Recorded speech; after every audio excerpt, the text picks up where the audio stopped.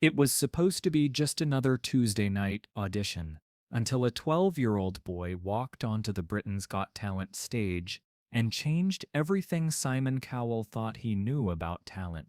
The familiar hum of anticipation filled the London Palladium as the evening's auditions continued under the blazing stage lights. Golden spotlights cut through the theatrical haze, while the iconic BGT logo glowed against the deep blue backdrop. In his car on the way home, he found himself calling his own mother, something he hadn't done in months. He wanted to tell her about Tommy, about the word hope spoken with such pure intention that it had shattered every cynical barrier Simon thought he'd built. The producers would later tell him it was the most watched clip in the show's history. But Simon didn't care about ratings that night. He cared about the fact that somewhere in Manchester, a 12-year-old boy was probably practicing speaking other words, and his mother was probably crying tears of joy while making him his favorite dinner. Because sometimes the most profound performances aren't about showing what you can do, they're about discovering what you never knew was possible. Sometimes they're about a boy finding his voice and a judge remembering his heart. That night, in a theater full of dreams and ambitions, two words changed everything: hope and dreams, spoken by someone who had every reason to give up on both, but chose instead to share them with the world. And for the first time in years, Simon Cowell left the studio believing in magic again. Tommy Henderson didn't just find his voice that night. He reminded everyone listening that the most beautiful sounds in the world aren't always the loudest ones. Sometimes they're the quietest whispers of hope breaking through the silence. Sometimes they're the trembling first words of someone who refuses to be defined by their limitations. In the weeks that followed, letters would pour in from parents of children with speech disorders, from teachers working with special needs students, from adults who had lost their voices to illness or injury. They all said the same thing: Tommy had given them hope. He had shown them that communication isn't about the sounds we make, it's about the connection we create. The boy who couldn't speak had spoken, and the world had listened. And in listening, they had learned something beautiful about the many different ways a heart can sing. He says that even though he can't speak with his voice, he wants to show you that music speaks for everyone. He says beautiful things don't always make sound. Sometimes they make feeling. And this song reminds him that the world is full of wonders, even when it feels silent. The translation hung in the air like poetry. Several audience members wiped their eyes before the performance had even begun. The judges exchanged looks. This was uncharted territory, even for a show that prided itself on showcasing unique talents. Simon found himself studying the boy more carefully. There was something in Tommy's eyes, not the desperate hunger for fame that Simon had seen in thousands of other contestants, but something deeper, a quiet determination that spoke of battles fought in silence, of victories measured in small gestures rather than applause. For the first time in months, Simon felt himself genuinely curious about what would happen next. This wasn't about scoring or competition anymore. This was about witnessing something authentic in a world that often felt increasingly manufactured. "All right, Tommy," Simon said, his voice gentler than usual. "Show us what you've got." The music began, that familiar, warm melody of Louis Armstrong's classic. But what happened next was unlike anything the Britain's Got Talent stage had ever witnessed.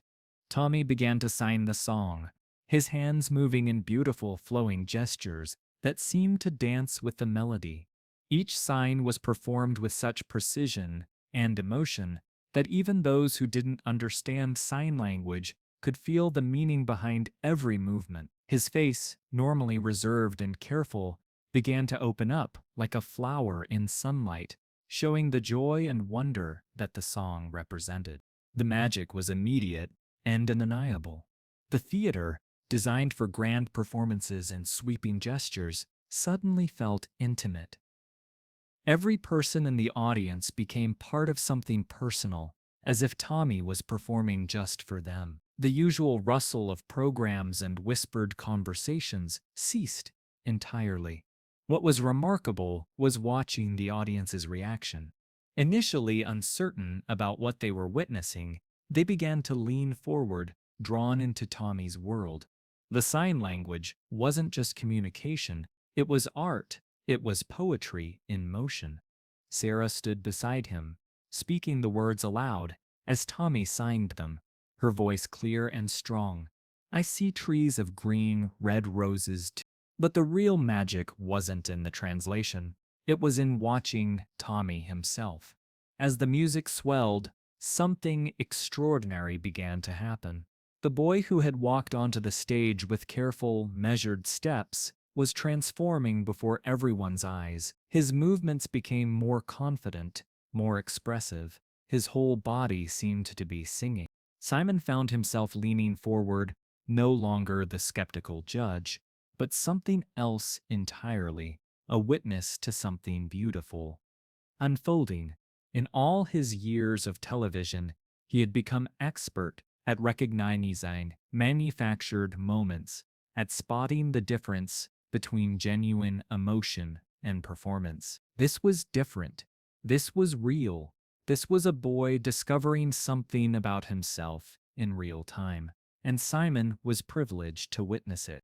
I see skies of blue and clouds of white. Tommy's signs grew more animated, his face lighting up with each gesture. The audience, initially uncertain about what they were watching, began to understand that they were witnessing something special. Phones that had been raised to record started to lower as people became completely absorbed in the performance. The bright, blessed day, the dark, sacred night, and then it happened. As the song reached its emotional crescendo, something shifted in Tommy. His signing became more passionate, more urgent, as if the music was pulling something from deep inside him that had been waiting years to emerge. His mother continued to translate, but there was a new quality in her voice. Surprise, hope, wonder, and just a touch of fear. She could see something changing in her son, something she'd prayed for, but never quite dared to expect. The judges leaned forward. The audience held its collective breath. Even the camera operators seemed to sense that something unprecedented was about to happen. The air in the theater felt charged, electric with possibility. And I think to myself, Tommy's mouth opened. Just slightly at first, as if he was trying to remember how to do something he'd never done before. His eyes widened with his own surprise, and for a moment he looked almost frightened by this new sensation, the feeling of sound wanting to escape from deep within him. Sarah's voice faltered for just a moment as she realized what was happening, what might be happening. Her hand flew to her heart. What a wonderful! The entire theater seemed suspended in time. 12 years of silence, 12 years of doctors saying, maybe someday, 12 years of a mother's unwavering faith, and a boy's quiet determination. All of it culminating in this single, impossible moment. And then, clear as a bell, soft but unmistakable, came a single word from Tommy's lips. Hope! The word hung in the air like a miracle. It wasn't the right lyric, it wasn't part of the song at all, but it was the most perfect word that had ever been spoken on that stage. The word that defined everything Tommy represented, everything his mother had fought for, everything this moment meant to everyone watching. The music stopped. The silence that followed wasn't empty, it was full.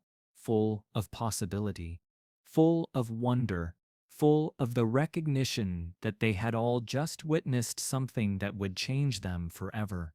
Even the judges sat frozen, unsure of what they had just witnessed. This wasn't about scoring performances or deciding who moved forward in a competition. This was about being present for a moment when the impossible became possible. Simon Cowell, the man who had heard every note, seen every performance, judged every dream that had ever crossed his path, found himself rising from his chair. His face, usually a mask of controlled judgment, was completely unguarded. His eyes were bright with something he rarely allowed himself to feel during tapings: genuine, overwhelming emotion. Tommy looked directly at Simon, his eyes wide with surprise at his own voice. "He signed something quickly to his mother, he says," Sarah whispered, tears streaming down her face. "He says he found his voice." Simon walked slowly toward the stage, each step deliberate. The cameras followed him, but for once, he seemed unaware of being filmed. When he reached the edge of the stage, he looked up at Tommy, this small boy who had just moved a mountain with a single word. "Tommy," Simon said, his voice barely above a whisper, but somehow carrying to every corner of the theater.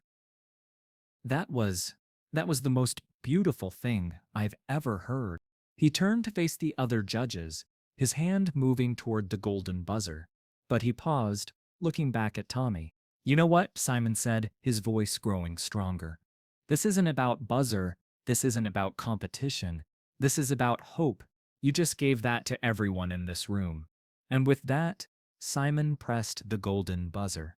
Golden confetti erupted from above, showering the stage in a cascade of light and celebration. But the most beautiful sight wasn't the confetti or the flashing lights. It was Tommy, standing in the center of it all, his hand in his mother's, both of them crying and laughing at the same time. The confetti fell like blessings, each piece catching the stage lights as it drifted down. But Tommy seemed oblivious to the spectacle around him. He was looking at his mother, signing something rapid and excited. Sarah nodded through her tears, signing back, and for a moment, the rest of the world faded away as mother and son shared this triumph in their own language. The audience rose to their feet in thunderous applause. But Simon remained where he was, at the edge of the stage, watching this boy who had reminded him why he fell in love with talent shows in the first place. It wasn't about the spectacle or the ratings or even the talent itself. It was about the moments when human beings surprise themselves with what they're capable of. As the golden confetti settled and the applause finally began to fade, Tommy stepped forward to the microphone one more time. He looked out at the audience, then at the judges, then directly at Simon. His mouth opened again, and this time, with more confidence, he spoke a second word: "Dreams." Simon smiled, not his usual television smile, but something real and unguarded. He nodded at Tommy, understanding passing between them without need for translation. Later, as the cameras stopped rolling and the stage lights dimmed, Simon would think about that night for weeks. He would remember not the thousands of auditions he'd seen, but the moment when a boy who couldn't speak taught him something about the power of hope. This was about more than talent. This was about representation, about showing that every child deserves to be seen and heard, regardless of how they communicate. Simon leaned back in his chair, his expression shifting from casual interest to something more attentive. Around him, the other judges exchanged glances. In the audience, the murmur of whispers grew quiet. "What will you be performing for us?" Simon asked, directing his question to both mother and son. Tommy stepped forward and, with deliberate movements, began signing. His hands moved with practiced grace, each gesture precise and full of intention. These weren't just movements, they were his language, his voice, his way of touching the world. Sarah watched him carefully, her eyes bright with pride as she witnessed her son's courage in this moment. "Tommy says he's going to perform 'What a Wonderful World' by Louis Armstrong," she translated, her voice growing stronger with each word. "He chose this song because—" Sarah paused, listening as Tommy continued signing, his expression growing more animated. She carried herself with the quiet strength of a mother, who had never given up, who had spent countless nights researching therapies and whispering to her son that someday, somehow, the world would hear him. In the audience, several people recognized something familiar in that protective posture. Parents who understood the weight of advocating for a child who couldn't advocate for themselves. The theater seemed to grow quieter, more attentive, as if sensing that this wasn't just another audition. "Hello there," Simon said, his voice carrying its usual, authoritative tone. "And you are?" Sarah stepped forward to the microphone. "I'm Sarah Henderson, and this is my son Tommy. He's here to audition tonight." Simon's eyebrows raised slightly. "And where's Tommy? I'd like to hear from him." The silence that followed wasn't uncomfortable. It was profound. Tommy looked up at his mother, and in that glance was a conversation that had happened 1,000 times before. Sarah's smile grew softer. "Tommy doesn't speak?" she explained, her voice steady but gentle. "He was born with severe speech apraxia. The doctors told us he might never find his voice." She paused, looking down at her son with infinite tenderness. "But Tommy has never let that stop him from communicating. He has something beautiful to share with you tonight, something that goes beyond words." The silence that followed her explanation was different from the usual audition pause. It was reverent, respectful. In the audience, parents clutched their partners' hands a little tighter. Teachers who worked with special needs children felt their hearts swell with recognition. There was something profound about his stillness amid all the chaos, a quiet dignity that seemed to command respect without demanding it. But it wasn't his size that made the audience lean forward. It was the woman beside him. Sarah Henderson, Tommy's mother, walked with the protective grace of someone who had spent years being her son's voice. Her hand rested gently on Tommy's shoulder as they approached center stage, and when she smiled at the judges, there was something both hopeful and heartbreaking in her expression. In the audience, hundreds of faces waited in the darkness, their phones ready to capture the next viral moment. The orchestra pit hummed with quiet preparation, musicians adjusting their instruments between acts, unaware that they were about to accompany something extraordinary. At the judges' table, Simon Cowell sat in his usual position. Black shirt pressed to perfection, arms crossed, that familiar expression of calculated skepticism etched across his face. After years of witnessing everything from the sublime to the ridiculous, very little surprised him anymore. He'd seen child prodigies who could sing like angels, magicians who defied physics, dancers who moved like liquid poetry. Tonight felt like any other night until it wasn't. "Next up," the voice echoed through the theater, "we have Tommy Henderson, age 12, from Manchester." The stage doors opened, and what emerged was not what anyone expected. A small boy walked forward with careful, measured steps. Tommy Henderson looked even younger than his 12 years, a fragile figure in a simple blue hoodie and dark jeans, his sandy brown hair falling slightly over his eyes. His movements were deliberate, as if he'd practiced this walk 100 times in his bedroom mirror.